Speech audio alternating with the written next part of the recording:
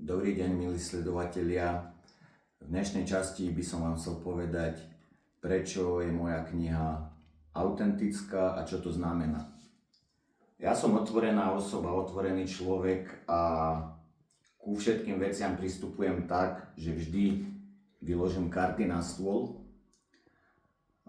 Autenticita v preklade znamená hodnovernosť, právosť, originalita.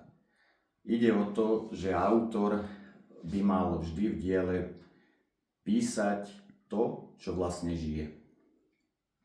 Ide o to, že stretávame sa napríklad pri dielach niektorých autorov, či sú to tenisti, športovci, herci, speváci, že ako náhle uvidíme ich knihu a ich obálku, je tam hneď vedľa nich napísaný aj druhý spoluautor. Čo značí, že je to všetko písané z druhej ruky, čiže sprostredkovanie. Čiže oni sa stretnú niekde na káve, na nejakom stretnutí, vyrozprávajú príbeh a ten druhý autor to za nich napíše. Čiže toto dielo je pre mňa tým pádom hneď o 50% menej autentické.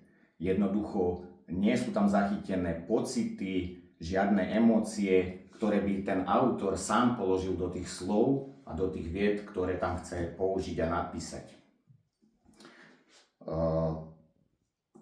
Na základe tohto som sa rozhodol aj teraz vo štvrtok 26. pristúpiť k jednému aktu, a to k darovaniu krvi.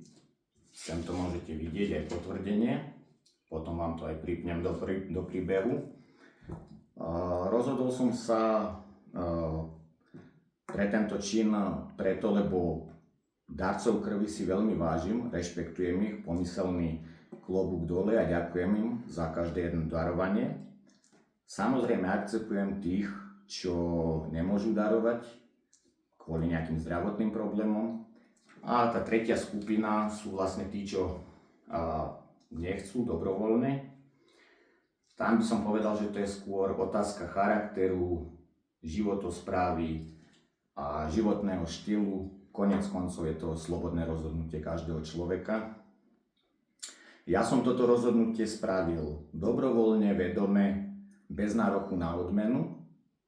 No a aký to má súvis aj s knihou a s tou autenticitou, rozoberajú sa takisto ako aj v knihe témy úzko spojené s týmto, a to je téma odvahy, téma identity, téma vystúpenia z komfortnej zóny, téma, že nie všetko je spojené s peniazmi, téma uvoľňovania hormónov šťastia a tak ďalej a tak ďalej. Našlo by sa tam veľa toho. Samotné darovanie krvi, viete, čo obnáša? Nie je to zo dňa na deň, to hovorí o výsledkoch celkovej životosprávy dlhodobej, tak preto pite veľa, pite čistú vodu, vonku je teplo, aby ste neboli dehydrovaní. Na zdravie.